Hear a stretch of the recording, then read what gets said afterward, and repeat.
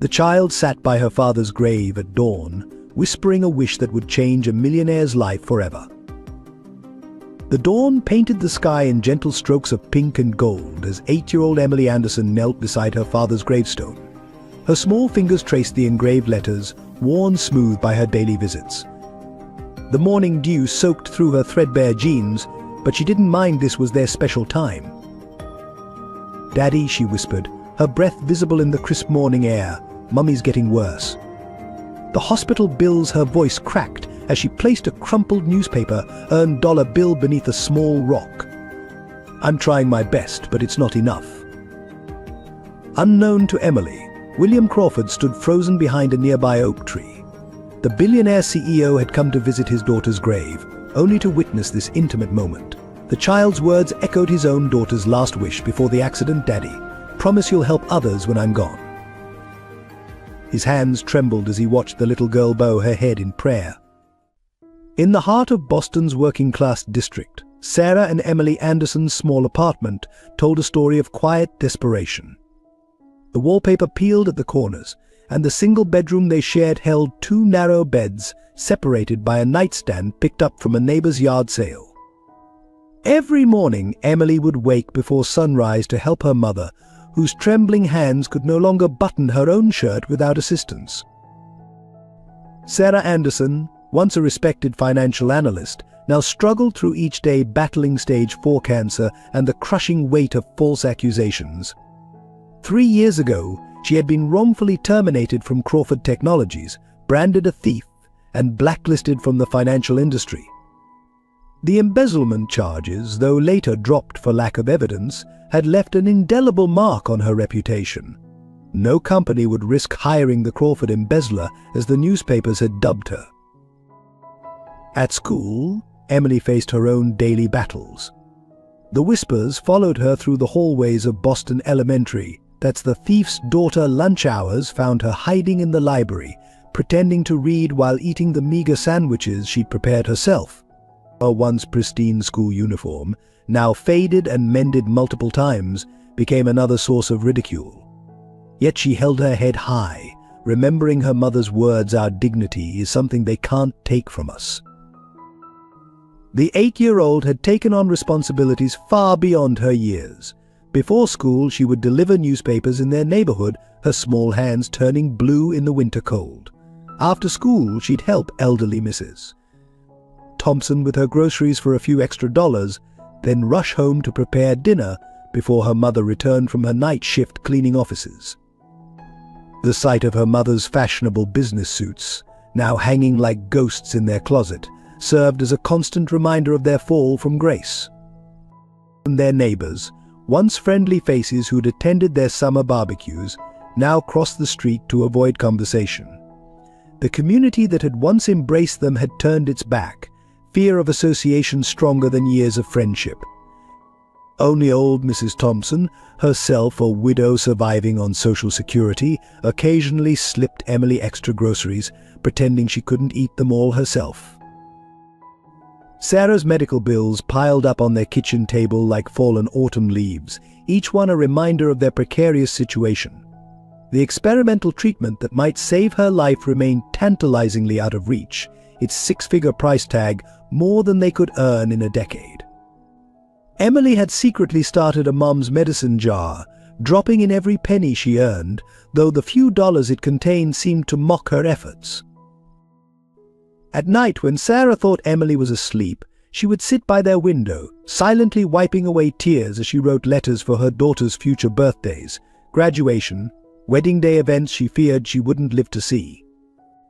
Emily would watch through half-closed eyes, her own pillow wet with tears she refused to let her mother see, determined to be strong for them both. Their story spread through Boston's elite circles as a cautionary tale of disgrace, but few knew the daily acts of love and courage that played out behind their apartment's thin walls.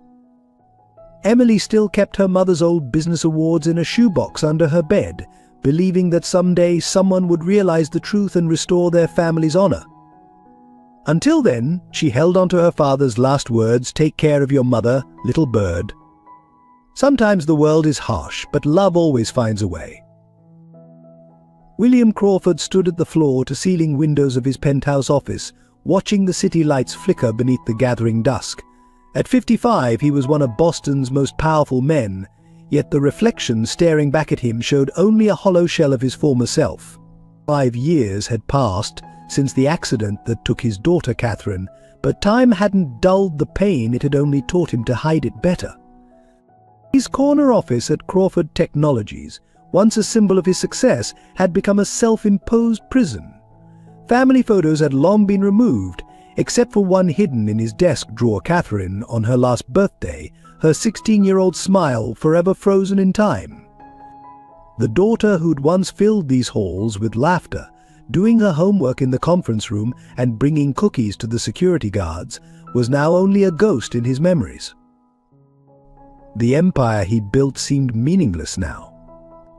Crawford Technologies' stock price might be soaring, but William measured his days in losses: 1,825 days without hearing Catherine's laugh, 1,825 mornings waking up to an empty house, 1,825 nights haunted by the same question: could he have prevented it? His brother Robert, the company's CFO, called his grief unseemly for a man of his position. The board members whispered about his emotional stability, yet none of them understood that success meant nothing when you had no one to share it with. His marriage hadn't survived the loss. Diana, his ex-wife, had moved to Europe, unable to bear the sight of the city where their daughter had died. The divorce papers had cited irreconcilable differences. But the truth was simpler and more brutal. They couldn't save each other from drowning in grief. Their shared pain had become a wall between them, each reminder of Catherine another brick in its construction. The recent corporate downsizing had been Robert's idea, streamlining operations he'd called it. William had signed the termination papers without reading them, trusting his brother's judgment while lost in his own fog of grief. Now, those decisions were coming back to haunt him. Each night he found himself scanning through personnel files, faces and names blurring together, wondering how many lives he'd carelessly impacted. His massive Tudor mansion in Beacon Hill stood as empty as his heart, its rooms cleaned by staff he rarely saw, meals prepared by chefs he never thanked. The only room he couldn't bear to enter was Catherine's, preserved exactly as she'd left it, that fatal morning math homework unfinished on the desk, college brochures scattered across the bed, and her diary lying innocently on the nightstand, its secrets still unread. The corporate world saw William Crawford as a titan of industry, a man who'd built a technology empire from the ground up. Forbes called him Boston's digital king, but alone in his office, long after his employees had gone home, he was just a father who couldn't save his daughter. The charity galas and board meetings that filled his calendar were poor substitutes for family dinners and weekend movies with Catherine. His brother Robert kept pushing him to move on, to consider retirement and let younger blood take the reins. But William knew the truth: work was all he had left. Without it, he'd have to face the silence, the emptiness, and the weight of all his regrets. So he buried himself in acquisitions and mergers, using corporate success to mask personal failure, all while Catherine's last words echoed in his dreams: "Promise you'll help others when I'm gone, Daddy." That promise, still unfulfilled, was the heaviest burden he carried. The threads connecting the Andersons and the Crawfords ran deeper than anyone knew. 3 years ago, Sarah Anderson had been more than just another employee. At Crawford Technologies, she had been the whistleblower who discovered financial irregularities in the company's Asian division. Her meticulous reports, filed through proper channels, had never reached William Crawford's desk. Instead, they had landed in Robert Crawford's hands, triggering a chain of events that would destroy one family and unknowingly wound another.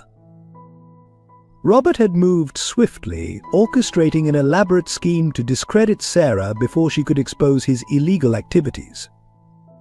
The evidence he fabricated was flawless doctored bank statements, forged signatures, and manufactured security footage showing Sarah accessing restricted areas after hours. The embezzlement charges against her had seemed ironclad, and the media had feasted on the story of a trusted employee betraying a grieving CEO. But there was another connection, one buried in Catherine Crawford's unread diary. 2 months before her death, Catherine had befriended a lonely girl at her volunteer program at the local library, Emily Anderson. The two had formed an unlikely bond, sharing stories and dreams among the dusty shelves. Catherine had written about the little girl whose mother worked at her father's company, whose determination to help her family had touched her heart. She'd even convinced her father to donate anonymously to the library's after-school program, ensuring Emily would always have a safe place to study. The day of Catherine's accident, she had been on her way to meet Emily at the library. The diary entry from that morning read, "Dad seems so lost lately. Maybe helping Emily's family could give him purpose again. I'm going to talk to him about it today." That conversation never happened, and the diary remained unopened in her room, its pages holding truths that could have changed everything. The community's reaction to Sarah's alleged crime had been swift and merciless. Former friends became accusers, neighbors became strangers, and doors that had once been open slammed shut. The local parish, where Sarah had volunteered for years, quietly removed her name from their helper lists. The PTA, which she had once chaired, asked her to step down. For the good of the school, the isolation was complete and crushing. Only Mrs. Thompson, who had known Sarah since she was a child, stood firmly by the Andersons. She had witnessed Sarah's integrity firsthand over decades and refused to believe the accusations. But in the face of overwhelming public opinion and media condemnation, her lone voice of support seemed to echo in a void. The elderly widow had watched helplessly as her young neighbors' lives unraveled, able to offer little more than sympathy and the occasional home-cooked meal. The truth of Sarah's innocence lay buried in encrypted files on Robert Crawford's private server, alongside evidence of his own extensive fraud. Each day he walked the corporate halls as a respected executive, while Sarah scrubbed those same floors at night, their paths crossing without recognition in the stark difference between day and night shifts. The irony was lost on no one except those who could have changed it. The morning Emily found her mother unconscious on the bathroom floor changed everything. Sarah's stockpile of generic pain medications lay scattered across the cold tiles, an empty bottle clutched in her lifeless hand. The sight burned itself into Emily's 8-year-old memory, her mother's usually neat hair splayed across the floor, her work uniform still crisp despite her crumpled form, and a tear-stained note that began, "My dearest Emily, please forgive me." The next hours passed in a blur of sirens, harsh hospital lights, and pitying glances from medical staff. Emily sat alone in the sterile waiting room, her small frame drowning in an adult-sized chair, clutching her mother's purse like a lifeline.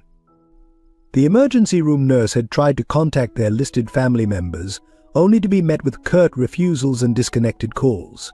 "We don't associate with thieves," Emily heard one relative say through the phone's tinny speaker.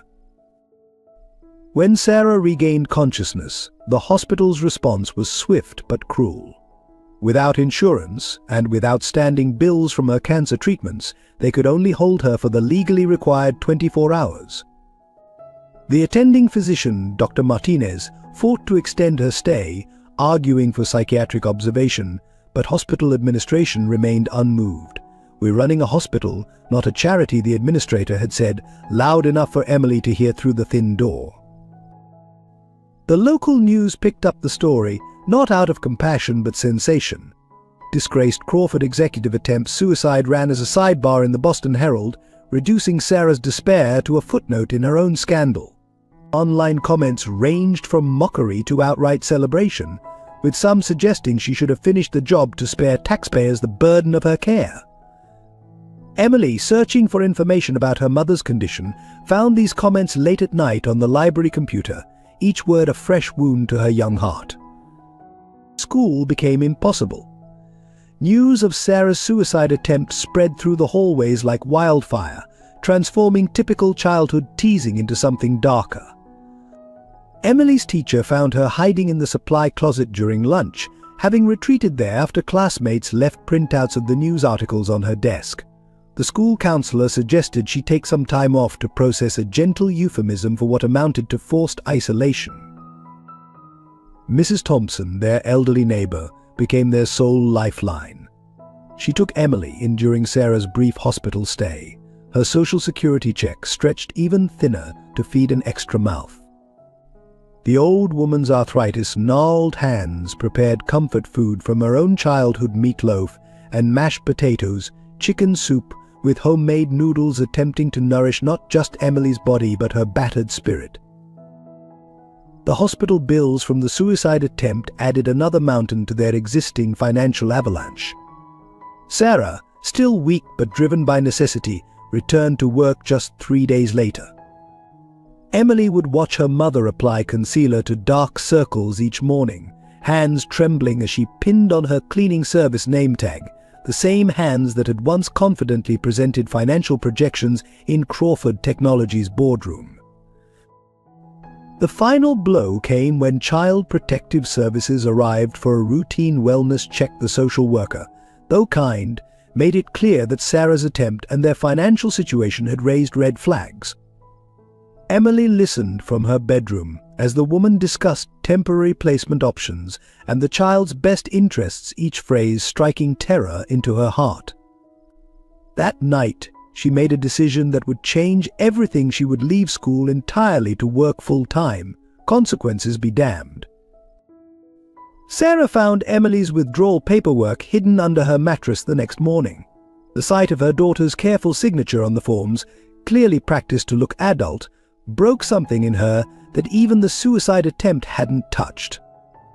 She watched Emily sleeping, small hands still stained with newspaper ink from her morning route, and made her own decision. She would fight not just for herself but for the little girl who deserved so much more than a mother who tried to leave her behind. William Crawford's investigation began the morning after he overheard Emily's prayer, though he hadn't meant to start one at all. A simple background check on Sarah Anderson had cascaded into something far more disturbing. Sitting in his home office, surrounded by stacks of personnel files and financial reports, he felt the first stirrings of doubt about the empire he'd built. The official record painted Sarah Anderson as a skilled manipulator who had embezzled millions through a complex scheme of false accounts. Yet inconsistencies nagged at him. The timing of her termination coincided perfectly with a major audit of their Asian operations. The evidence had appeared almost too conveniently, and her spotless decade-long employment record contradicted the portrait of a master fraudster. His first red flag came from the company's internal security logs. The timestamps showing Sarah accessing restricted servers occurred while she was documented giving a presentation to the entire financial department. When he questioned his head of security about this discrepancy, the man grew nervous, eventually admitting that Robert Crawford had personally ordered those logs modified. Robert's reaction to William's subtle inquiries proved telling. Why dig up old scandals his brother had snapped during their weekly dinner? The woman's guilty. The matter's settled. But William noticed how Robert's hands shook as he reached for his wine glass, how his eyes darted away when questioned about specific details of the investigation. Digging deeper, William discovered that every person involved in Sarah's termination had been either promoted or given substantial bonuses in the months following her departure. The audit team that had discovered her alleged fraud had all moved to positions in Robert's division, their salaries nearly doubled. The pattern was too neat, too convenient. The most damning evidence came from Sarah's original reports, the ones that should have reached his desk but never did. Hidden in the company's archive servers, encrypted under multiple layers of security, William found detailed documentation of financial irregularities in their Asian operations. Every transaction she'd flagged matched perfectly with the mysterious shortfalls that had been puzzling their current auditors. Late one night, as William pieced together the real story, his brother's secretary appeared at his door. Agnes, who had served the company for 30 years, handed him a USB drive with trembling hands. "I should have done this years ago," she whispered. "But Mr. Robert." He threatened by grandson's college fund. The drive contained copies of emails between Robert and various conspirators, outlining their plan to destroy Sarah's credibility before she could expose their scheme. The truth hit William like a physical blow. While he had been lost in grief over Catherine, his own brother had orchestrated the destruction of an innocent woman's life. The same brother who had urged him to move on, who had handled all the unpleasant details of running the company, had been systematically looting it while framing others for his crimes. William's hands shook as he reviewed Sarah's current situation, a single mother battling cancer, working as a night cleaner in the very building where she'd once been a respected analyst. Her daughter, the same age Catherine had been when she first dreamed of helping others, selling newspapers before dawn to buy her mother's medications. The weight of his negligence, his failure to protect his employees while lost in personal grief, felt crushing. But it was the final piece of evidence that broke him completely. In a forgotten email thread, Robert discussed Emily Anderson. Specifically, the kid could be a problem. She's too smart, asks too many questions. Might need to arrange an accident if she starts digging. The casual cruelty of threatening a child, of plotting to silence a family completely, revealed a monster wearing his brother's face. William's first anonymous intervention came through the hospital. A private foundation newly created and registered in Delaware paid off all of Sarah's outstanding medical bills. The hospital administrator, who had been so cold, suddenly became remarkably accommodating, offering access to experimental treatments and private rooms. The foundation's paperwork, handled through layers of lawyers and trusts, was impeccable, leaving no trace back to William Crawford. Emily noticed the changes first. The aggressive collection calls stopped. Her mother's prescriptions, previously rationed like precious gems, were now filled without question. The same pharmacy that had once refused them credit now offered home delivery. When Sarah tried to inquire about the foundation, she hit wall after wall of polite but firm private bankers who would only say her case met their funding criteria. The community's reaction to this mysterious benefactor ranged from suspicious to hostile. Rumors spread that Sarah had found another mark, that she was blackmailing someone powerful. The local paper ran a snide piece questioning the convenient timing of this financial rescue, suggesting investigations into her alleged fraud should be reopened. Former friends who had abandoned them now returned, curious about the source of their apparent salvation. William watched from afar as his intervention rippled through their lives. He arranged everything through intermediaries, each helper bound by strict confidentiality agreements. A scholarship foundation contacted Emily's school about their gifted student program, covering her educational expenses. An anonymous donor provided gift cards to local grocery stores. A medical transport service appeared to take Sarah to her treatments. But William's careful plans hit an unexpected obstacle: Sarah's pride. She refused several of the offered services, insisting on working despite her condition. Emily found her mother crying over the foundation's letters late one night, torn between desperate need and fear of accepting help that might be withdrawn as suddenly as it appeared. "We've learned the hard way, haven't we, sweetheart?" Sarah had whispered, holding Emily close. "If something seems too good to be true."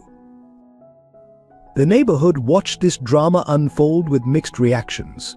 Mrs. Thompson alone seemed genuinely relieved, though she harbored suspicions about the benefactor's identity. She'd noticed the expensive black car that sometimes parked at the cemetery entrance during Emily's morning visits, had seen the distinguished-looking man who watched from a distance with red-rimmed eyes. Sarah's cancer treatments began showing promising results, but each piece of good news came with a shadow of anxiety. She couldn't shake the feeling that accepting this help might lead to another devastating fall. During her night shifts at Crawford Technologies, she would pause sometimes, looking up at the executive floors where she once worked, wondering if her guardian angel might be closer than she imagined. Emily, however, bloomed under the reduced pressure. With basic needs met, her natural intelligence and resilience shone through. Her teachers noted improved concentration, better grades, a return of the spark that hardship had nearly extinguished. She still visited her father's grave each morning, but now her prayers included thanks for their mysterious helper. Despite the anonymous foundation's support, Sarah's condition took a devastating turn in early winter. The experimental treatment that had shown such promise began to fail, her body rejecting the medication that had given them hope.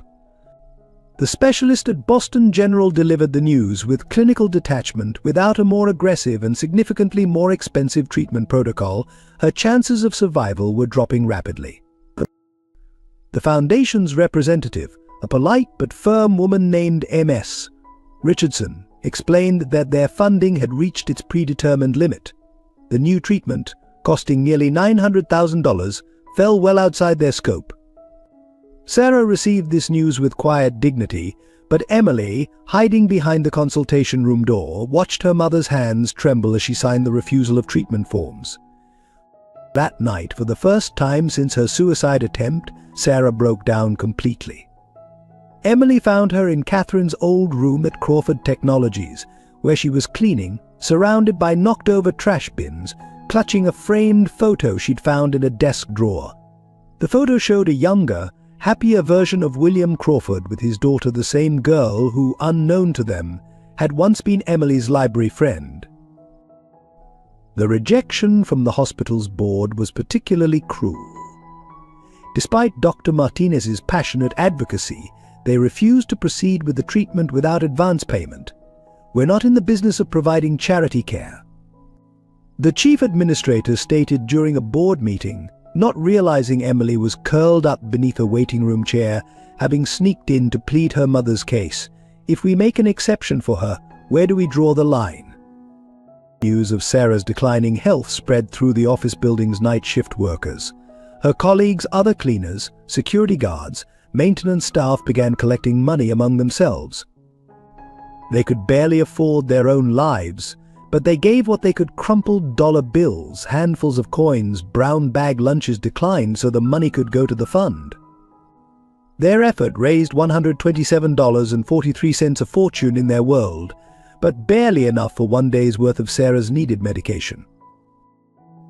Emily made her own desperate attempts to help. She took on more paper routes, started cleaning houses after school, and even tried selling her belongings at a sidewalk sale that no one attended. Her teachers noticed her falling asleep in class, her homework increasingly incomplete, but their concerns were met with quiet determination. "My mom needs me," was all she would say. The physical toll on Sarah became impossible to ignore. Her night shift supervisor found her passed out beside her cleaning cart one evening, barely conscious and burning with fever. Instead of calling an ambulance, which Sarah had explicitly begged them not to do, knowing she couldn't afford the bills, they called Emily, who left her evening house cleaning job to help her mother home. Local media, which had once vilified Sarah as a thief, now painted her as an object of pity. A local news station ran a feature story from corporate criminal to cleaning crew: the fall of Sarah Anderson. The piece, while seemingly sympathetic, subtly reinforced her guilt, suggesting her current situation was karmic justice for her alleged crimes. Emily smashed their home's only television after watching it. Mrs. Thompson, witnessing the family's desperation, made her own sacrifice. She tried to sell her wedding ring, her last valuable possession, to contribute to Sarah's treatment fund. When the pawn shop owner recognized her as the Anderson supporter, he offered a fraction of its worth, assuming her desperation. The elderly widow's tears of humiliation only added to Emily's growing sense that the world was irredeemably cruel. Sarah, between increasingly frequent hospital visits, began preparing Emily for the inevitable. She wrote letters for future birthdays, collected photos and mementos in carefully labeled boxes, and recorded videos on a borrowed smartphone. Each night she added to a journal filled with advice, recipes, and memories, a guidebook for the life she wouldn't be there to guide her daughter through. Emily pretended not to notice these preparations, but each night she would sneak into her mother's room just to watch her breathe. William Crawford faced the most challenging decision of his life in his mahogany-paneled office, staring at two documents before him. On the left, A contract to sell Crawford Technologies to a multinational corporation, a deal worth billions that would give him the personal funds to save Sarah Anderson. On the right, evidence of his brother's crimes, enough to destroy Robert but potentially tank the company's stock and eliminate any chance of funding Sarah's treatment. Robert had sensed his brother's investigation and moved aggressively to counter it. That morning, he'd called an emergency board meeting, presenting a motion to force William into early retirement, citing emotional instability and erratic business decisions. The board, concerned about recent anonymous donations cutting into profits, seemed receptive. The same members who had once praised William's leadership now avoided his eyes, their loyalty swaying with the promise of profitable change. The potential buyers, Global Tech Solutions, had made their conditions clear. Any scandal or significant management changes before the sale would void their offer. William knew that exposing Robert's crimes would torpedo the deal, but staying silent meant allowing his brother to continue destroying lives. The weight of Sarah's declining health pressed against his conscience, while Catherine's last wish echoed in his mind, "Promise you'll help others, Daddy." His ex-wife Diana, hearing of his dilemma, called from Paris for the first time in years. "You couldn't save our daughter," she reminded him, her voice crackling with static and old pain. "Don't destroy yourself trying to save everyone else." Her words, meant to dissuade him, only strengthened his resolve. He'd failed one daughter, he wouldn't fail another. The company's legal team, sensing trouble, presented him with a gag order regarding Sarah's case. They argued that any admission of wrongdoing in her termination could open the company to massive lawsuits. Think of the shareholders, they urged, as if stock prices outweighed human lives. William thought instead of Emily selling papers in the snow to buy her mother medicine. Robert's threat came next, delivered over an expensive bottle of wine at their mother's house. "If you pursue this," he said quietly, "I'll ensure everyone knows how your grief over Catherine made you miss the signs of corporate theft. Your negligence enabled everything Sarah Anderson did." The lie was crafted to wound, targeting William's deepest guilt about his years of emotional absence. The corporate machine William had built was turning against him. Board members who had attended Catherine's funeral, who had sent flowers and condolences, now whispered about his unhealthy obsession with Sarah's case. They suggested grief counseling, medical leave, anything to remove him from the equation before he could disrupt their profitable status quo. His decision was complicated by the discovery that several board members were unknowingly involved in Robert's schemes. Exposing his brother would likely lead to their arrests as well, destroying families who were genuinely ignorant of the fraud they'd been drawn into. The ripple effects would impact thousands of employees who depended on Crawford Technologies for their livelihoods. In a cruel twist, Sarah's condition had become public enough to affect company stock. Shareholders worried about potential liability if she died, fearing her story might prompt investigations into other terminations. The same people who had condemned her now saw her survival as necessary for their financial interests, but not enough to actually help her. William found himself standing in the hospital parking lot late one night, watching Sarah slowly make her way to her cleaning shift, her body bent with pain but her head still held high. The security cameras caught him nearly approaching her several times, only to turn away, torn between the desperate need to apologize and the knowledge that his help, tainted by years of negligence, might not be welcome. The truth emerged in the most unexpected way. While clearing out Catherine's room, a task he'd postponed for 5 years, William found a worn library card tucked inside her diary. The discovery led him to the Boston Public Library, where an elderly librarian remembered Catherine and her young friend, a little girl named Emily Anderson, who still came to study there. The diary's pages revealed a connection that shattered William's world. Catherine had written extensively about Emily, describing their afternoon conversations among the bookshelves. "She reminds me of me," one entry read, "but she's so much stronger. While I complain about Dad working late, she's working herself to help her mom. I wish Dad could meet her, maybe helping them would help heal his heart too." The final entry, dated the day of the accident, struck him like a physical blow. Meeting Emily at the library today? Mom says Sarah Anderson got fired from Dad's company last week. EM's devastated. There must be some mistake. Dad would never let something like this happen if he knew the truth. I'll talk to him tonight. That conversation never happened. Catherine had died en route to meet Emily, carrying a folder of evidence she'd gathered about Sarah's case. In a cruel twist of fate, Sarah had been the one to help Catherine adjust to her parents' divorce 2 years earlier. During lunch breaks, she'd noticed the teenager sitting alone in the company courtyard and had started sharing her homemade cookies, offering a sympathetic ear. Catherine's diary detailed these moments. Mrs. Anderson understands what it's like when your family falls apart. She says sometimes things have to break completely before they can be rebuilt stronger. The library's security footage from that period showed something remarkable. On days when William had cancelled plans with Catherine due to work, Sarah had stayed late, helping her with calculus homework or simply listening to her dreams of becoming a human rights lawyer. The same woman he'd allowed to be destroyed had been quietly caring for his daughter when he couldn't. Mrs. Thompson, during one of her visits to Emily, recognized Catherine's photo on the mantel. Such a sweet girl, she remarked, unaware of William's connection.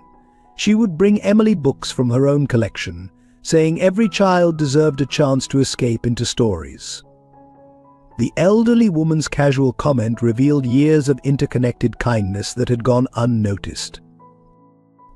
Emily's school essays, which William obtained through the Scholarship Foundation, painted a devastating picture.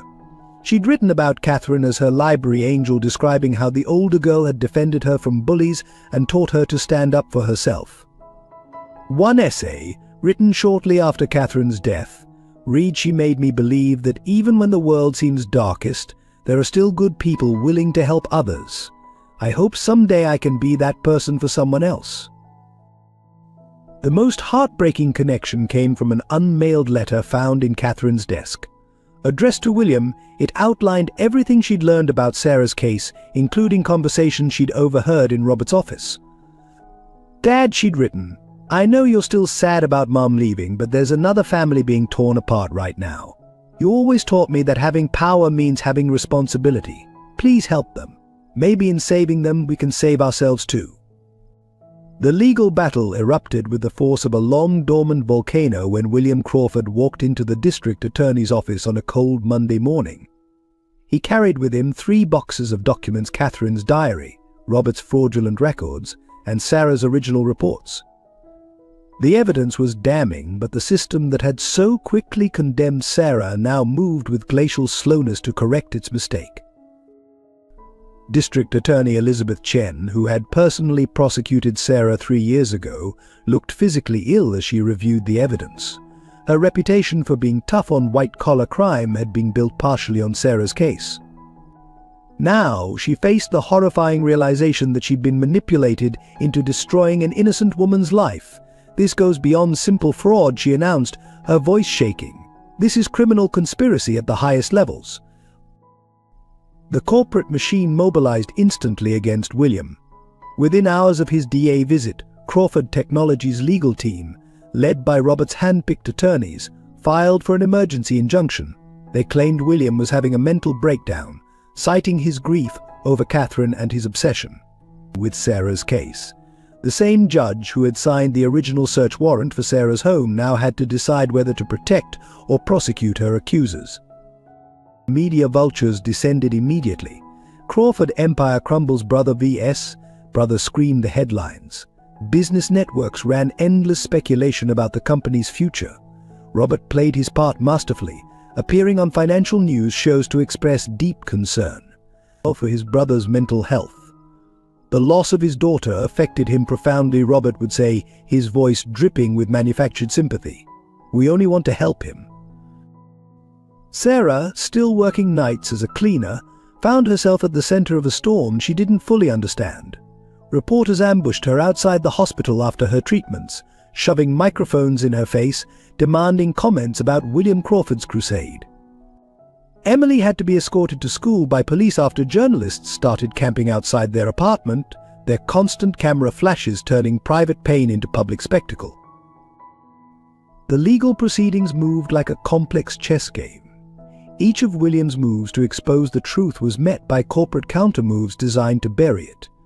Robert's team filed motion after motion, each one designed to delay and obstruct. They questioned the authenticity of Catherine's diary, the legitimacy of the financial records, even the reliability of dying testimony from a grieving father. Support came from unexpected quarters. Agnes, Robert's former secretary, broke decades of silence to testify about documents she'd been forced to shred. Junior analysts, who had watched Sarah's destruction in terrified silence, now stepped forward with saved emails and hidden files.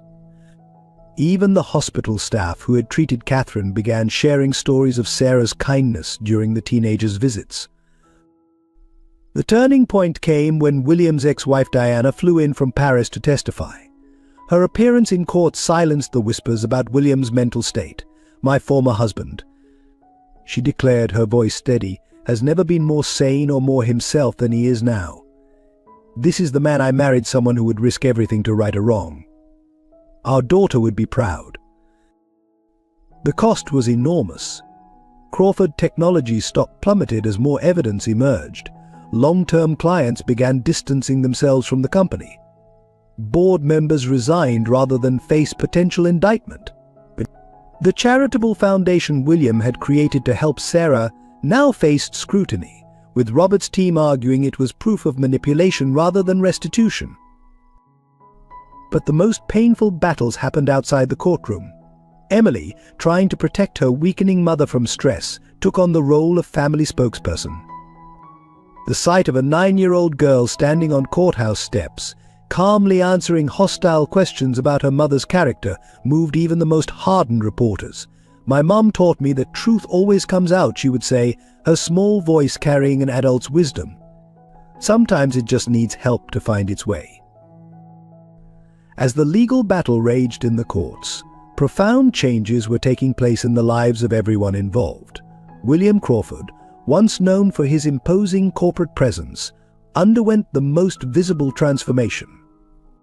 He sold his Beacon Hill mansion, moved into a modest apartment near the courthouse, and began personally attending Sarah's medical appointments, though always maintaining a respectful distance.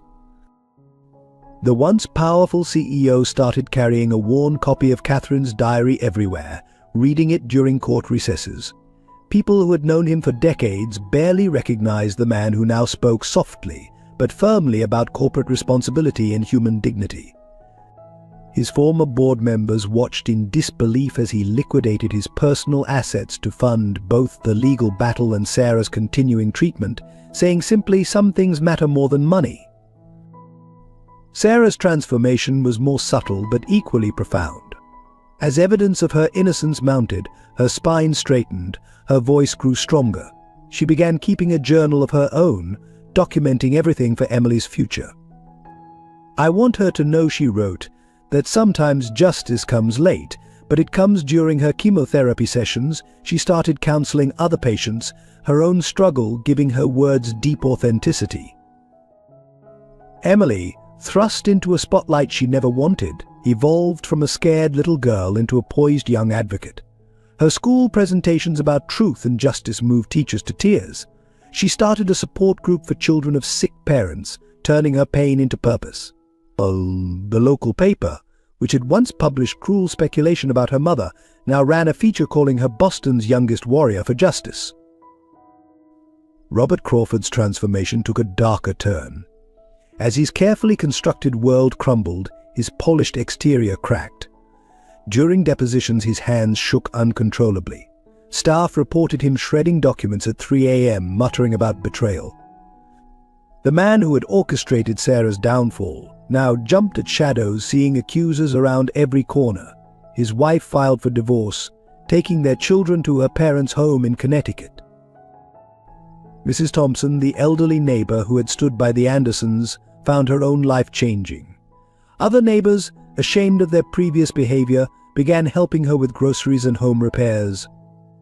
She became a symbol of loyalty in the community, Her small acts of kindness during the Andersons' darkest days now held up as an example of true friendship. Diana Crawford, William's ex-wife, found herself drawn back into a life she had fled. The woman who had escaped to Paris to avoid memories of Catherine now spent hours with Emily, seeing in the child echoes of her own daughter's compassion. She postponed her return to France indefinitely, renting an apartment near the hospital where Sarah received treatment. The hospital staff who had once treated Sarah with cold professionalism underwent their own evolution. Dr. Martinez, who had fought for her care, established a foundation to help patients caught in similar situations. Nurses who had witnessed her dignity in suffering became her fierce advocates. The hospital administrator who had denied her care was forced to resign after public outcry. William's legal team, initially skeptical of risking their careers on this case, became passionate crusaders. They worked around the clock, many refusing payment, saying this case reminded them why they became lawyers. The youngest associate, fresh from law school, told reporters, "Some cases change the law, this one is changing us." The most remarkable transformation occurred in the relationship between William and Emily. Though they rarely spoke directly, their courthouse encounters held a deep understanding. He would nod respectfully when passing her in the hallway. She would leave small drawings on his legal pad, simple sketches of butterflies and suns, symbols of hope from a child who had every reason to despair. Their silent communication spoke volumes about forgiveness and redemption. The web of connections between the Andersons and Crawfords grew more intricate as the case progressed. Former Crawford Technologies employees began organizing nightly vigils outside Sarah's apartment, their candles forming a protective circle of light. Many were faces she remembered from her analyst days, people who had once turned away in shame or fear. Now they came forward with casseroles, childcare offers, and tearful apologies. Diana Crawford discovered that Sarah had kept every drawing Catherine had ever given her, carefully preserved in a plastic sleeve inside her cleaning cart. The two women spent an evening going through them together, their shared grief over Catherine creating a bridge neither had expected. When Sarah's strength failed during chemo sessions, it was Diana who sat with her, reading passages from Catherine's diary that mentioned their library meetings. Emily found an unexpected ally in William's personal assistant, Margaret, who had known Catherine since she was a toddler. The older woman recognized Catherine's mannerisms in Emily's determined chin tilt and unflinching honesty. She began leaving books on Emily's regular library seat, the same classics Catherine had loved, each with a small note of encouragement tucked inside. Their shared love of literature created a safe space amid the chaos. The hospital became a surprising nexus of connection. Dr. Martinez discovered that his own daughter had been one of the students Sarah had tutored during her lunch breaks at Crawford Technologies. Other hospital staff came forward with similar stories. Sarah had helped their children with math homework, advised them on college applications, offered comfort during family crises. These personal testimonies transformed the hospital's institutional stance, leading to a complete review of their charity care policies. Mrs. Thompson's small apartment became an unofficial headquarters for what the media dubbed the Anderson Alliance. Neighbors who had once shunned them now crowded her living room, organizing fundraisers and support schedules.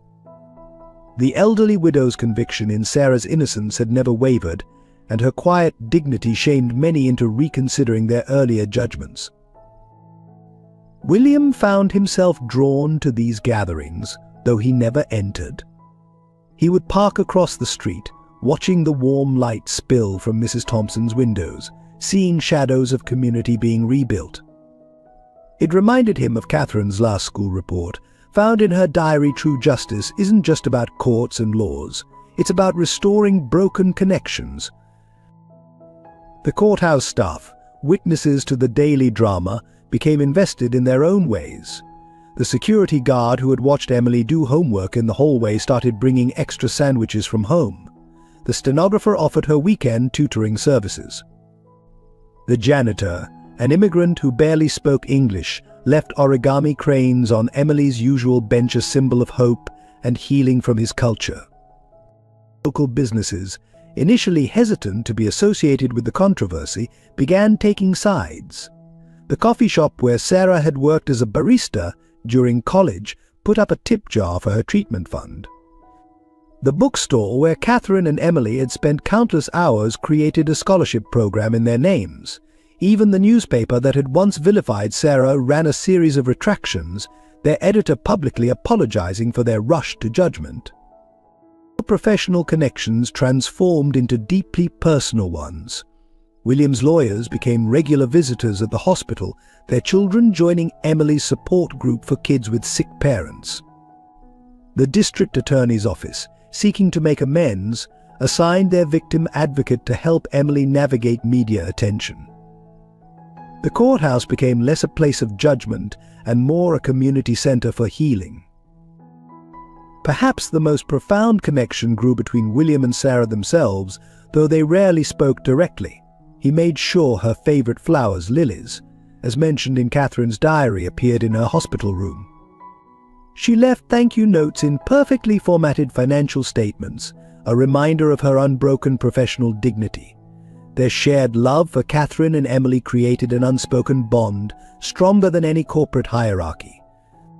The confrontation that would change everything happened during a rainy shareholders' meeting at Crawford Technologies headquarters. William had called for an emergency session, and the boardroom was packed with tense executives, angry investors, and a carefully selected group of witnesses. Robert sat at the far end of the mahogany table, his usual confident smirk replaced by barely concealed anxiety. "Before we begin," William announced, standing at the head of the table, "I'd like to introduce some special guests." The double doors opened, and in walked Sarah Anderson, supported by Emily and Diana. The room erupted in whispers and gasps. Robert half rose from his chair, his face draining of color. Behind them came Agnes, Robert's former secretary, clutching a thick manila envelope, and Dr. Martinez, carrying Sarah's medical records. William's voice cut through the chaos 3 years ago. A crime was committed in this room. Not by Sarah Anderson, as we were led to believe, but by those entrusted with this company's integrity. He began methodically laying out the evidence: forged documents, manipulated security logs, doctored financial records. With each revelation, Robert's face grew paler, his hands trembling as he reached for his water glass. The turning point came when Agnes stepped forward. Her voice, though shaking, carried clearly across the stunned silence. "Mr. Robert made me shred the original reports. He said he'd make sure my grandson never got into college if I talked." She placed a USB drive on the table. "But I kept copies. I couldn't live with the guilt anymore." Robert exploded from his chair, his careful facade cracking completely. "You self-righteous bastard," he screamed at William. "You were too busy mourning to run this company. Someone had to make the hard decisions. That little girl's mother was going to ruin everything we built." His gesture toward Emily proved his fatal mistake. Sarah, despite her weakness, stepped forward. "My daughter? You threatened my daughter." The room fell silent at the quiet fury in her voice. "I accepted what you did to me. I cleaned your offices at night without complaint. But you planned to hurt my child." The corporate titan who had destroyed her life seemed to shrink before her maternal rage. The shareholders watched in stunned silence as Robert, cornered by the evidence, began to unravel.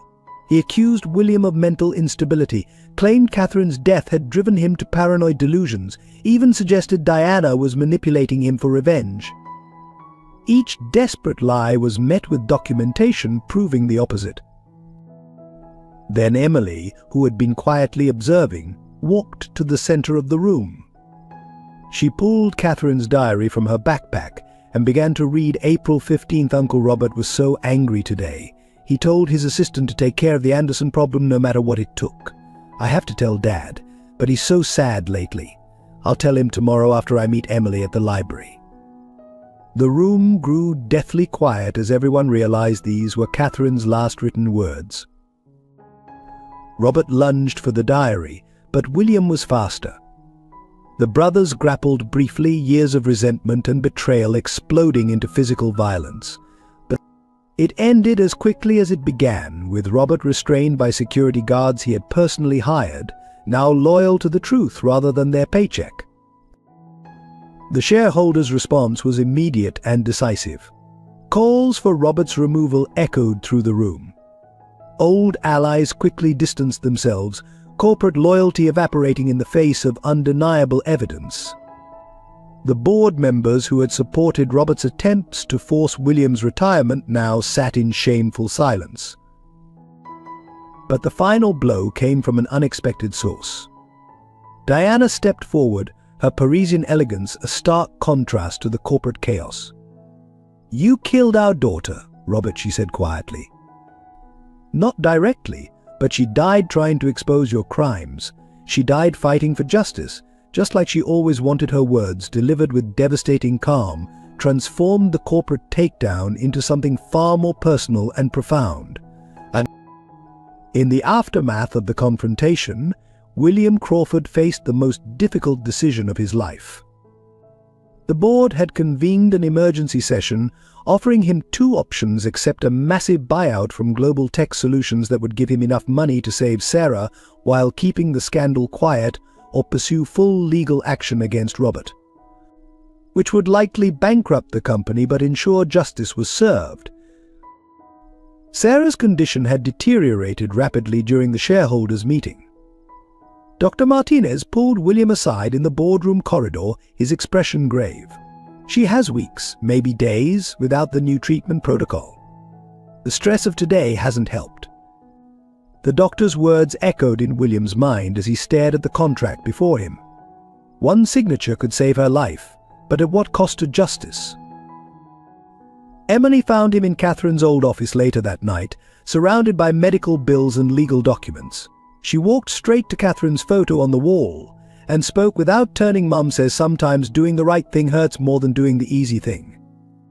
Her small voice carried the weight of someone who had learned this lesson too young. "But she also says the hurt doesn't last forever." The company's employees complicated his decision. Hundreds gathered outside his office, their futures hanging in the balance. Single parents, people with mortgages, workers who had spent decades building careers at Crawford Technologies, all would be affected by his choice. Their anxious faces pressed against him like a physical weight. Diana offered her own perspective during a quiet dinner in his apartment. "When Catherine died," she said, picking at her untouched food, "we had all the money in the world, but it meant nothing. Maybe this time doing the right thing means more than having the right amount." She placed her hand over his, their first intimate contact in years. The choice crystallized when Robert's final act of desperation came to light. His lawyers offered a deal: they would release funds for Sarah's treatment if William agreed to a joint statement claiming the entire investigation had been a misunderstanding.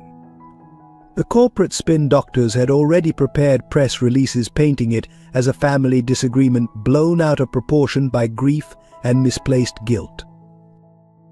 Sarah, hearing of the offer, asked to meet William privately. Despite her weakened state, she insisted on walking into his office unassisted.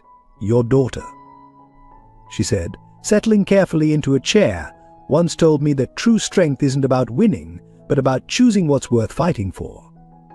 I won't let you compromise her memory to save me."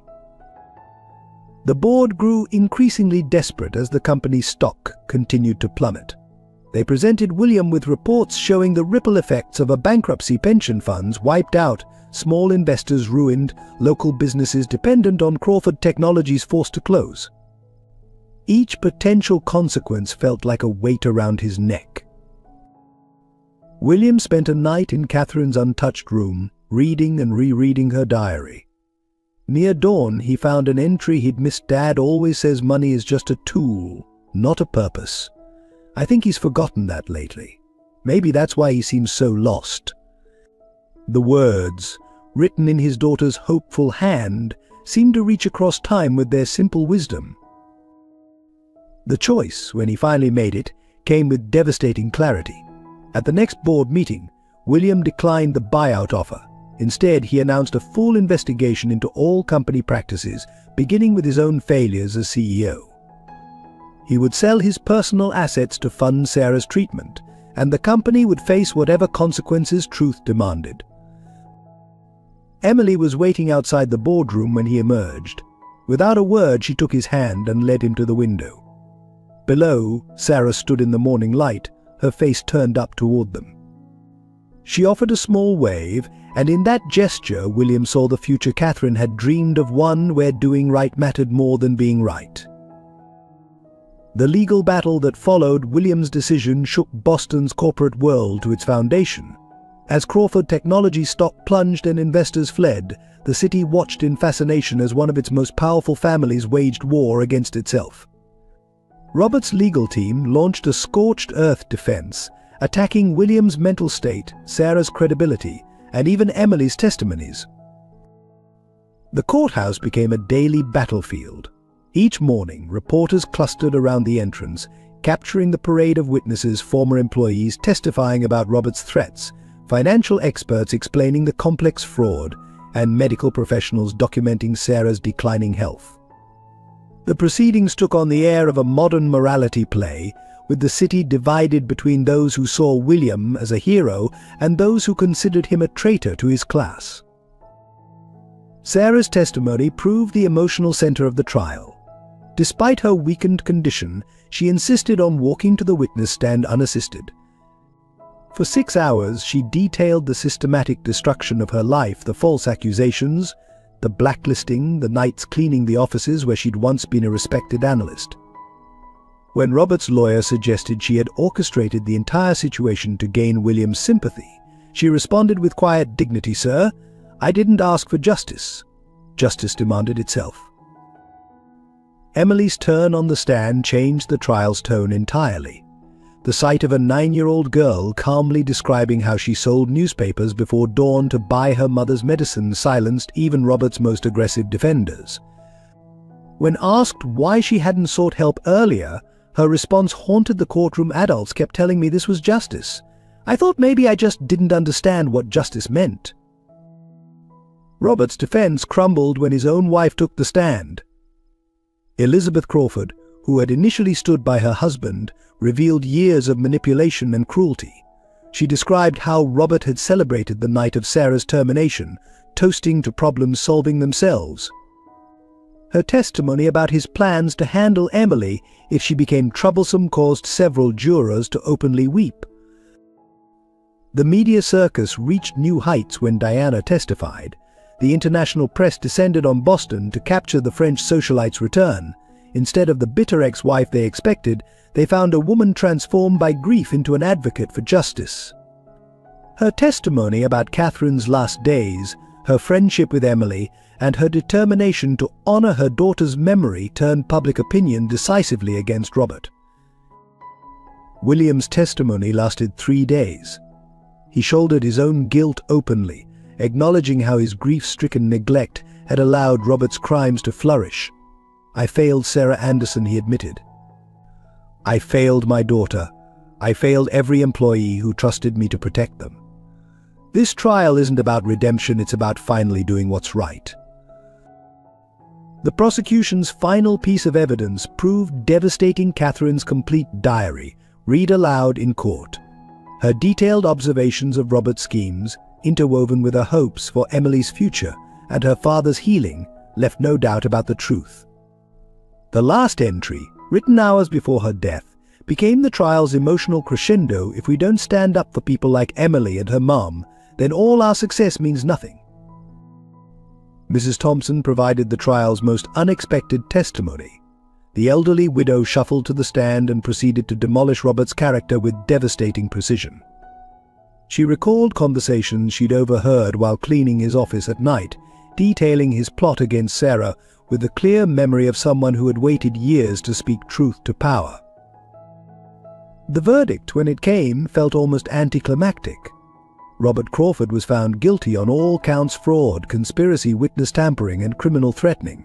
The judge, noting the particular cruelty of his actions toward a sick mother and her child, imposed the maximum sentence. As he was led away in handcuffs, Robert turned to his brother and spat out his final betrayal. She was never worth all this. Catherine would be alive if she hadn't been playing hero. Victory in court came with a devastating price tag. Crawford Technologies, once a titan of Boston's business world, began to crumble. The stock price plummeted to historic lows, triggering a cascade of layoffs that affected thousands of employees. William watched helplessly as the company he'd built over 30 years imploded under the weight of truth. The personal cost proved even more severe. William's reputation in the business community, once sterling, lay in tatters. Former friends and associates crossed the street to avoid him. Country club memberships were quietly revoked. Board positions at other companies disappeared overnight. The same corporate elite who had once sought his advice now whispered that he had betrayed his own class, choosing emotional sentimentality over business pragmatism.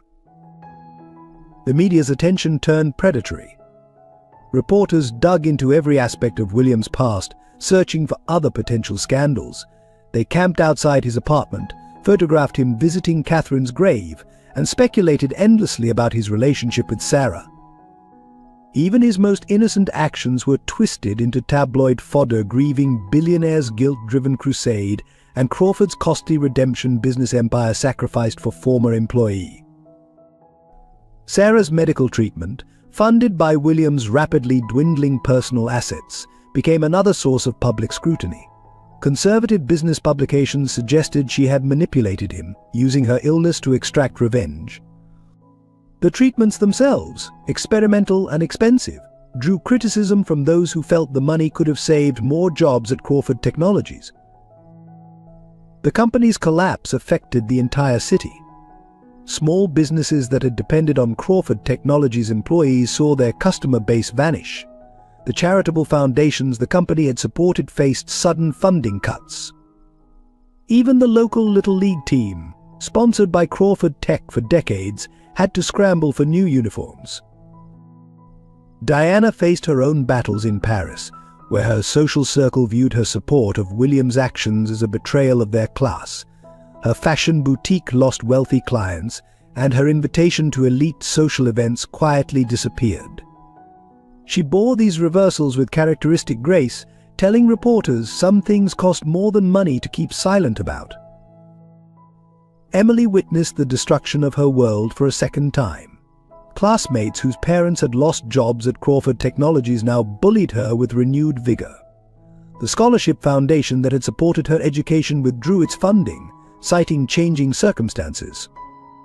Even her beloved library, facing budget cuts after losing Crawford Technologies' annual donation, had to reduce its hours. The most painful blow came from Catherine's maternal grandparents.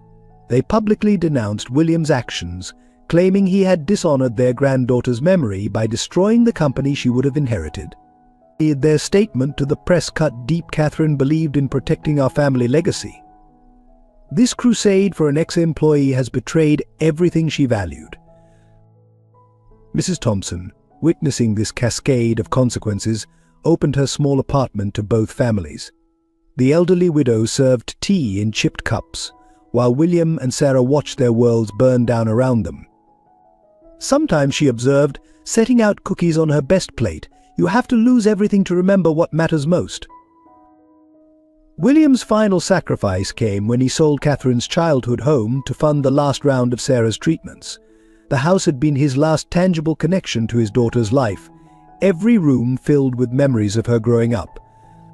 As he walked through it one last time, touching walls that had once echoed with her laughter, he found a note she'd hidden in her favorite reading nook. Dad, remember what you always told me, doing the right thing isn't supposed to be easy.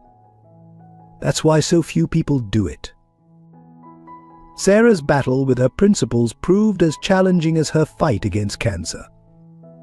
When the hospital offered her priority treatment in exchange for signing a statement supporting a softer narrative about Crawford Technologies, she refused despite her deteriorating health. I won't let them rewrite the truth, she told Emily, her voice weak but determined. Your father taught you about integrity, and I won't let his last lesson to you be about compromise.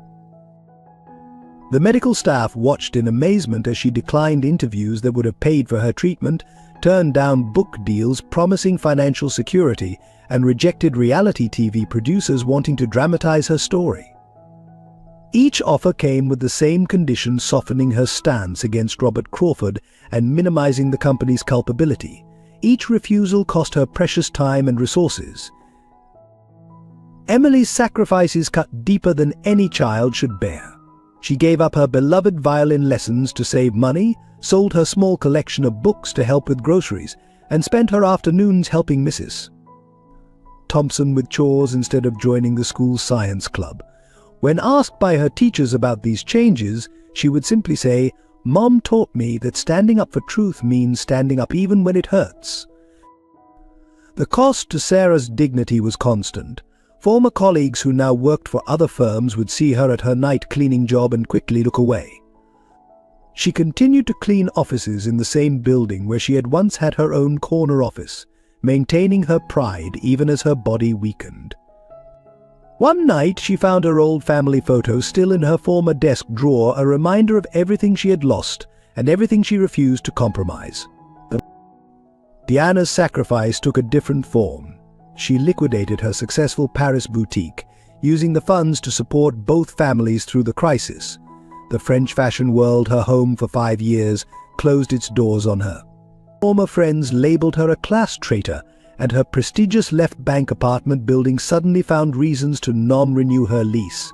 Yet she remained in Boston, telling William, "Catherine would have wanted us to see this through together." Mrs. Thompson, already living on a tight fixed income, shared everything she had. She divided her Social Security checks between groceries for both families, went without her own medications to help pay for Emily's school supplies, and spent her nights knitting items to sell at local craft fairs. When neighbors questioned her loyalty to the disgraced families, she responded simply, "Sometimes doing right costs everything. That's how you know it's right." The personal toll on William manifested in quiet ways. He started taking public transportation, brown bagging lunches, and living in a modest apartment. Each morning he would pass the building that had once borne his family's name, now rebranded by its new owners. The doormen who had once greeted him with deference now pretended not to recognize him. His entire world had shrunk to the space between the courthouse, the hospital, and his small apartment. Emily's school life became increasingly isolated. Birthday party invitations stopped coming. Soccer teammates suddenly had no room in their carpool. Lunch tables emptied when she approached. The daughter of the woman who had destroyed Crawford Technologies and the man who had betrayed his class found herself in a social no man's land. Yet she held her head high, telling her mother, "Real friends stay even when things are hard." Catherine taught me that. The most poignant sacrifices were the small ones, the daily dignities surrendered in the name of truth. Sarah wearing her old business suits to clean toilets, maintaining her standards even as her body failed. Emily doing homework by candlelight to save on electricity. William selling his late wife's jewelry to pay for Emily's school books. Diana shopping at discount stores while her former clients strutted past in designer clothes she had once selected for them. These quiet sacrifices went largely unnoticed by the world, but they bound the unlikely family together in ways that wealth and status never could. As Mrs. Thompson observed while serving them dinner on mismatched plates, "Sometimes you have to lose the life you planned to find the life you were meant to live." The darkest period came during a bitter Boston winter when everything seemed to falter at once. Sarah's treatments began failing, their effectiveness diminishing even as the costs mounted.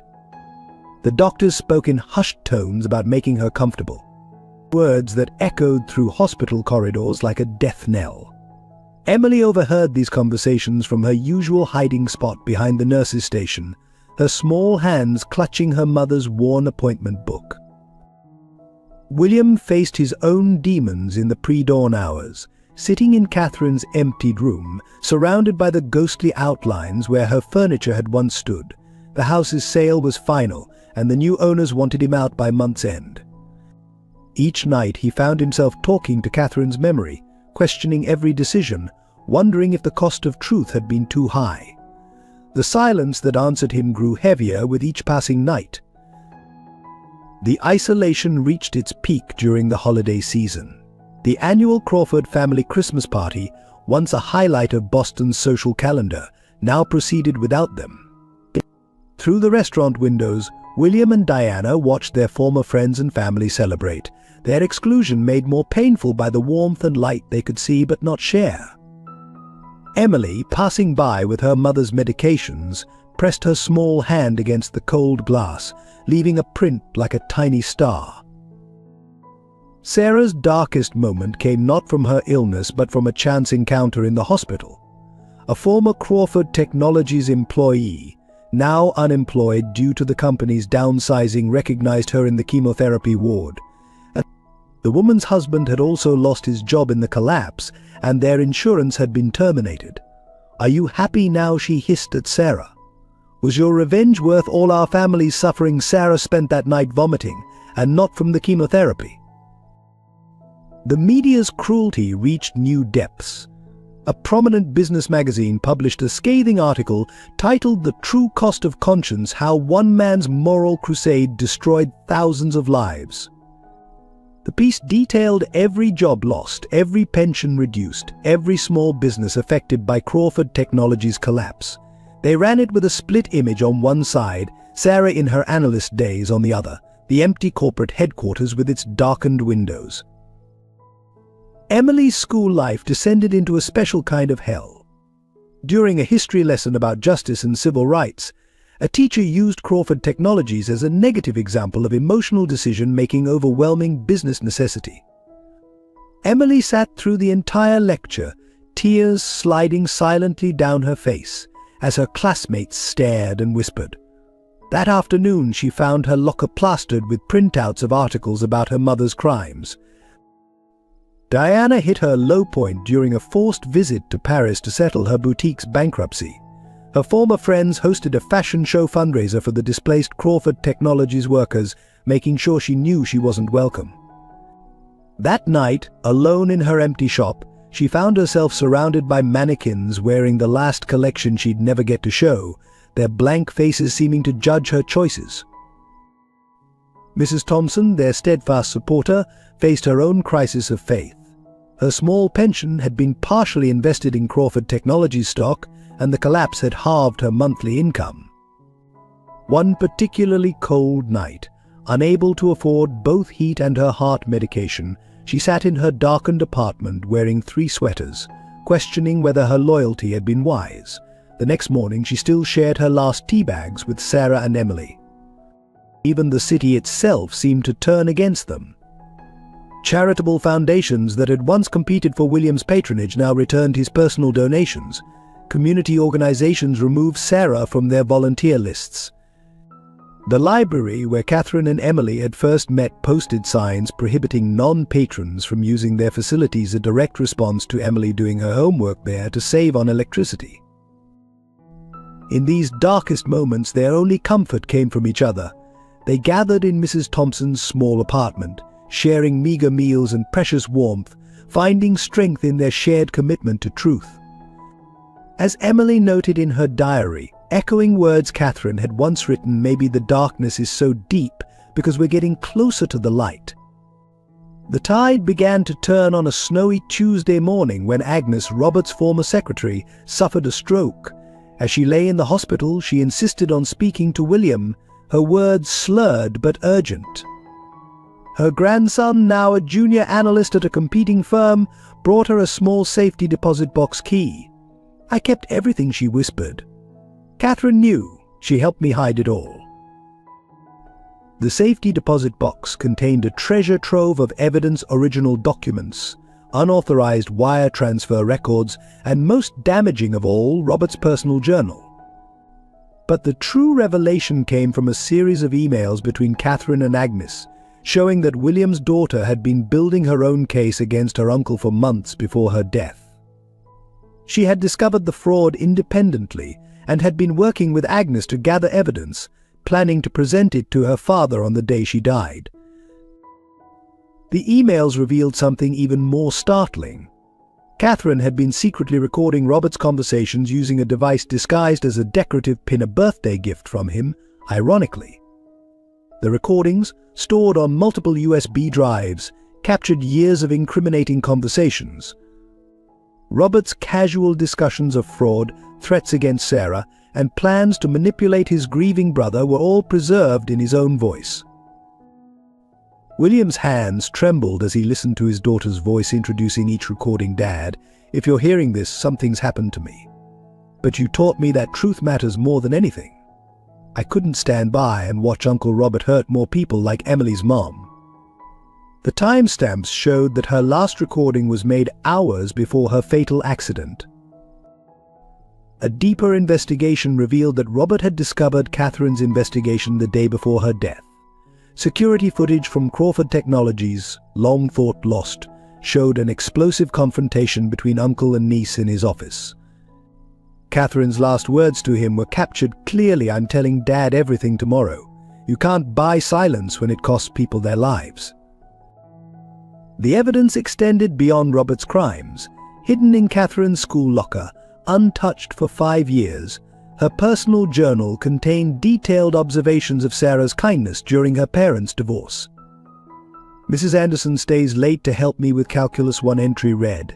She doesn't know I hear her crying in the bathroom after, worrying about making rent, but she still helps me even when she's hurting." Emily, accompanying William to clear out Catherine's locker, found something else: a carefully wrapped birthday present intended for her. Inside was a first edition of To Kill a Mockingbird, with an inscription for Emily, because standing up for truth is always worth it, even when it costs everything. "Your library friend, Catherine." The date showed Catherine had bought it the day before she died. The most damning evidence came from an unexpected source. Robert's wife, Elizabeth, found a hidden safe in their vacation home containing detailed plans to cause Sarah's accident if she ever came too close to exposing the truth. The documents included payments to private investigators to track both Sarah and Emily, along with contingency plans for their removal if necessary. Agnes's grandson, inspired by Catherine's courage, began his own investigation at his firm. He discovered that Robert's fraud extended far beyond Crawford Technologies, implicating several major players in Boston's financial sector. The young analyst worked nights and weekends, building on Catherine's original research, eventually uncovering a network of corruption that had protected Robert for years. Catherine's final piece of evidence, found in a false bottom of her jewelry box, was a letter to Emily that she never got to deliver. "Dear Emily," it read, "I know things are hard right now, but I've seen how brave you are, how you keep fighting even when everyone else gives up. I'm fighting too, in my own way. Maybe someday we can fight together. Until then, keep believing in truth. It's the most powerful thing we have." The city's awakening to the truth came like a tidal wave. The Boston Globe ran a front page exposed titled "The True Heroes of Crawford Technologies: A Daughter's Sacrifice, A Father's Redemption." The story, featuring Catherine's photographs alongside Emily's, drew parallels between two girls who chose truth over comfort, justice over security. The public response was immediate and overwhelming. Former employees who had blamed Sarah for their job losses now held candlelight vigils outside her hospital room. They carried signs reading, "We're sorry and truth matters more than money." Many shared their own stories of Robert's intimidation, creating a tapestry of testimony that validated Catherine's findings. The sight of hundreds of candles illuminating the hospital windows became a nightly reminder of community redemption. The professional rehabilitation began with the Massachusetts Bar Association launching a formal review of Sarah's case. Legal experts who had once condemned her now praised her integrity. The state's top law firms, recognizing the precedent-setting nature of the case, offered pro bono services to help restore her professional licenses and clear her name. The same courts that had rushed to judgment now worked overtime to expedite her exoneration. Boston's business community underwent its own transformation. Companies that had blacklisted Sarah started receiving pressure from their boards to make amends. Job offers poured in, each more generous than the last, though Sarah was too ill to consider them. The Boston Business Council, which had revoked her membership, now created an annual ethics award in her name, with Emily invited to present the inaugural honor. The media's mea culpa was particularly striking. Journalists who had vilified Sarah now wrote glowing profiles of her dignity under pressure. Television stations that had portrayed William as a business traitor now hailed him as a corporate reformer. A Pulitzer-winning reporter spent months documenting Catherine's investigation, producing a powerful series titled The Price of Truth: How a Teenager's Courage Changed Corporate America. Local institutions rushed to make amends. The private school that had pressured Emily to leave now offered her a full scholarship through graduation. The library created a special reading room in Catherine's name, featuring books about justice and corporate responsibility. Even the country clubs that had revoked William's membership now quietly reached out, their invitations met with polite declinations. The hospital administration underwent a complete overhaul. Dr. Martinez was promoted to Chief of Oncology, with a mandate to create a program for patients facing financial hardships. The same administrator who had tried to discharge Sarah now found himself explaining his actions to the board of directors. The hospital's charity care policy was rewritten, with input from patient advocates and ethics specialists. Emily's classmates, many children of former Crawford Technologies employees, began to see her differently. The truth about their parents' job losses, that Robert's fraud, not Sarah's honesty, had caused the company's collapse, changed their perspective. Soon Emily found herself surrounded by supporters, though she never forgot who her true friends had been during the darker days. The most profound recognition came from Boston's legal community.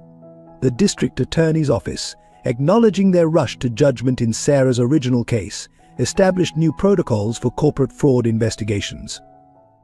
The judge who had signed the original search warrant for Sarah's home now taught ethics seminars, using the case as a cautionary tale about the importance of due diligence. Diana's vindication came in the form of international recognition.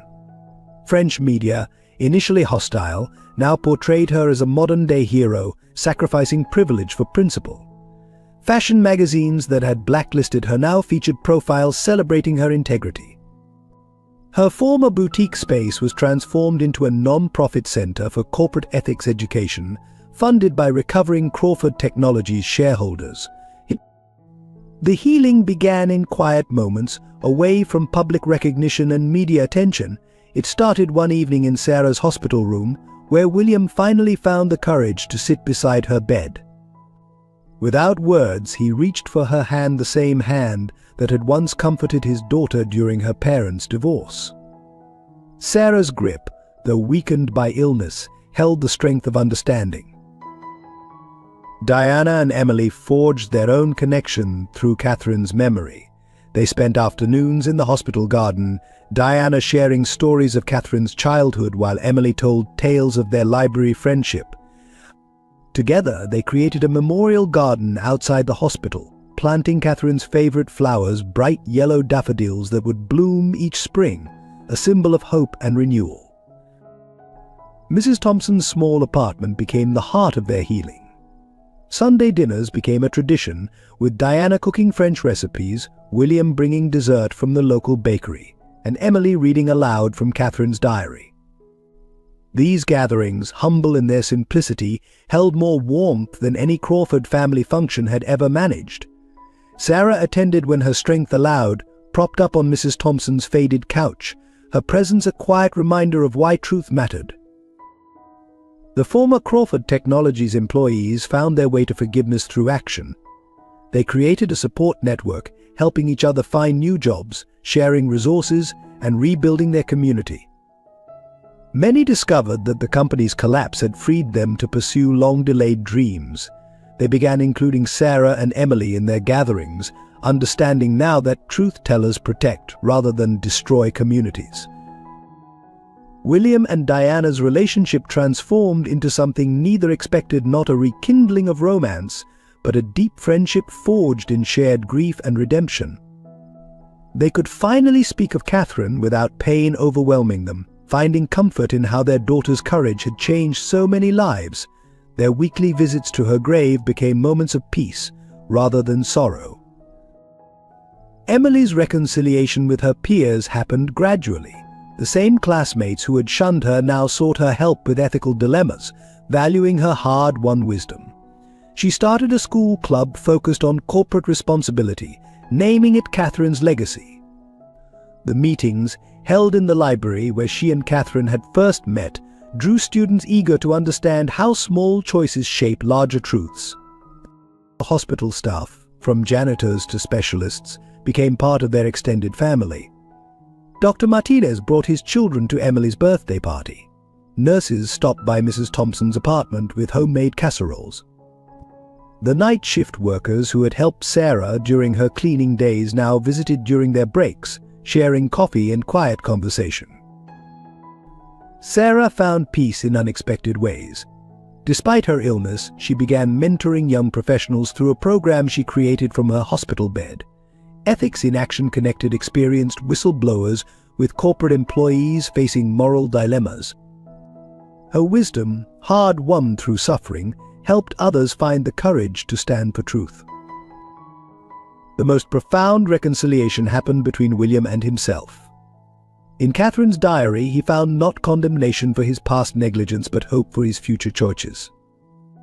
Her words became his guide. "Dad always taught me that it's never too late to do the right thing. Sometimes it just takes a while to figure out what that is." Their unlikely family unit, bound by loss and redeemed by truth, grew stronger with each passing day. They celebrated holidays together, marked milestones, and faced setbacks as one, as Mrs. Thompson observed while watching them share a meal in her modest dining room. "Sometimes the families we choose heal the wounds the families we're born in to create." The resolution came not with a bang, but with a series of quiet victories. Sarah's experimental treatment, funded by the combined efforts of William's remaining assets and community donations, began showing remarkable results. Her oncologist, Dr. Martinez, called it a medical miracle, but those who knew her understood it was her unwavering spirit that had kept her fighting. The legal system finally delivered its complete vindication. In a special hearing, the judge not only cleared Sarah's name but also issued a formal apology from the bench. "The court failed you," she declared, her voice carrying through the hushed courtroom. "Your steadfast dignity in the face of injustice has taught us all a valuable lesson." The record was sealed, her professional licenses restored, and her reputation fully rehabilitated. Robert's sentencing brought its own form of closure. Standing in the same courtroom where he had once testified against Sarah, he faced the consequences of his actions. The judge, noting the calculated cruelty of his crimes, handed down the maximum sentence. As he was led away, Robert caught sight of Catherine's photograph on the evidence table, his niece's smile a final reminder of the truth he had tried to bury. Crawford Technologies emerged from its ashes in an unexpected way. A group of former employees, led by Agnes's grandson, purchased the company's remaining assets. They rebuilt it as a worker-owned cooperative, with ethics and transparency at its core. The first board meeting was held in the library, where Catherine and Emily had once shared their dreams of justice. William found his new purpose in establishing the Catherine Crawford Foundation for Corporate Ethics. The foundation, housed in his daughter's former reading room at the library, provided support for whistleblowers and their families. Sarah, growing stronger each day, became its first executive director, working from a modified office in her home as she continued her recovery. Emily's academic achievements earned her a full scholarship to Catherine's dream school. During her acceptance speech, she spoke about the power of truth and the importance of standing firm in the face of adversity. The audience, including many former Crawford Technologies employees and their children, gave her a standing ovation that lasted several minutes. Mrs. Thompson's small apartment, which had sheltered them through their darkest days, became a regular gathering place for their expanded family. Sunday dinners continued, now filled with laughter and hope rather than worry and fear. The elderly widow would sit at the head of her table, surveying the unlikely family she had helped forge, her faith in human goodness fully restored. Would you like me to continue with Section 9.b New Beginnings? Copyright 9 billion, Viet Thanh Doan Van, Yuko viet du so tu da dua ra. Dua ra so tu kan vietit it 9.b. New beginnings 500 words. Spring brought new beginnings along with the daffodils in Catherine's memorial garden. Sarah, now in remission, took tentative steps back into the professional world as a guest lecturer at Boston University's Business Ethics program. Her first lecture, titled The Price and Value of Truth, drew students from across the campus. Among them sat William and Emily, their hearts swelling with pride as Sarah shared their story with a new generation. The Catherine Crawford Foundation flourished under its unique partnership. William provided the business expertise, while Sarah brought the hard-earned wisdom of experience. Together, they created programs that went beyond mere whistleblower protection, focusing on cultivating ethical corporate cultures from the ground up.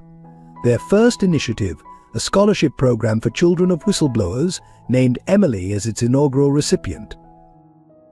Diana made Boston her permanent home, converting her fashion expertise into a social enterprise. She launched Second Chances, a boutique that provided professional wardrobes and interview coaching to women rebuilding their careers after corporate retaliation. Sarah's story had inspired her to help others reclaim their professional dignity along with their truth. Emily's transformation continued to inspire her peers. Her school club, Catherine's Legacy, expanded to other schools across Boston. She organized ethics debates, mentored younger students, and shared her story with a wisdom beyond her years. The library where she and Catherine had first met became the headquarters for their youth leadership programs. Mrs. Thompson's apartment building underwent its own transformation. The foundation purchased it, renovating the units while ensuring long-term residents like Mrs. Thompson could stay at their current rents. The building's community room was renamed Thompson Hall, becoming a meeting space for ethics workshops and support groups. The reformed Crawford Technologies, under its new cooperative ownership, established itself as a model of corporate responsibility. They created an annual ethics award in Catherine's name, with Sarah and William serving as honorary judges. The company's new mission statement, displayed prominently in their lobby, read, "Truth is our most valuable asset." William found unexpected joy in teaching business ethics at local colleges. His classes, combining practical experience with moral philosophy, became some of the most popular on campus. Students were drawn to his unique perspective as someone who had seen both sides of corporate power and chosen truth over profit. The most meaningful new beginning came in the quiet moments. Sunday dinners at Mrs. Thompson's expanded to include former employees, new friends, and fellow whistleblowers. The modest apartment that had once sheltered them in crisis now witnessed their triumph, filled with laughter, hope, and the warmth of chosen family. Sarah's health continued to improve, allowing her to take daily walks in Catherine's garden. Often she would find Emily there, doing homework on the same bench where Catherine had once sat. These moments of peaceful connection, mother and daughter surrounded by blooming flowers and butterflies, became their daily reminder that truth, though costly, brings its own rewards. The story of the Andersons and Crawfords became more than a tale of corporate scandal and redemption. It evolved into a lesson about the transformative power of truth and the unexpected ways healing can occur. Their journey proved that justice, though sometimes delayed, arrives in its own time, carried forward by the courage of those who refuse to surrender their integrity. Emily captured this essence in her college application essay. Years later, truth isn't just about facts and evidence. It's about the courage to stand firm when everything around you crumbles. My mother taught me that dignity can't be taken, only surrendered. Catherine showed me that one person's courage can change countless lives, and William proved that it's never too late to choose right over easy. Sarah's recovery became a symbol of resilience in the face of seemingly insurmountable odds. Her regular speaking engagements at business schools across the country carried a simple but powerful message: the cost of truth may seem too high in the moment, but the cost of silence compounds interest on your soul forever. Students would sit spellbound as she described cleaning the offices where she had once been an executive, maintaining her dignity even when all seemed lost. The Catherine Crawford Foundation's annual report included a quote from Catherine's diary that became their guiding principle: "The measure of justice isn't in victories won or battles fought, but in the lives touched and the changes made." Sometimes the smallest act of courage creates ripples that change the entire ocean. These words, written by a teenager who saw injustice and refused to look away, continue to inspire new generations of truth-tellers.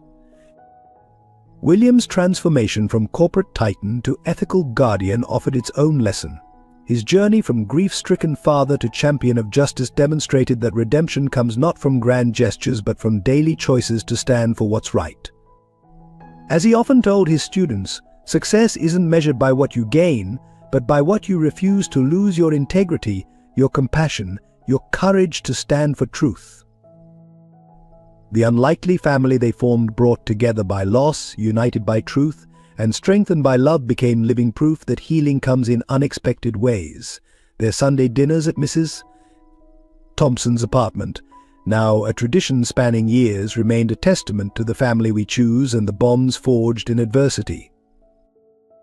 In the end, the story's most profound message lay in its simplicity: truth, though costly, brings its own rewards. The garden where Emily and Catherine once shared dreams, where Sarah found healing, and where William discovered purpose, bloomed each spring with daffodils, bright yellow witnesses to the enduring power of courage, truth, and the unexpected ways love finds to heal what life breaks. Dear viewers, I hope this powerful story of truth, sacrifice, and redemption has touched your hearts as deeply as it has touched mine. The journey of Emily, Sarah, William, and Catherine shows us how courage and integrity can triumph even in the darkest times. What resonated most with you? Was it Sarah's unwavering dignity, Emily's remarkable strength, William's path to redemption, or Catherine's lasting legacy? Perhaps it was the beautiful message about how truth, though costly, brings its own rewards. Please share your thoughts in the comments below. What would you have done in their situation? How has their story influenced your perspective on standing up for what's right? Your insights and reflections mean a lot to this community. Let's discuss this compelling story together.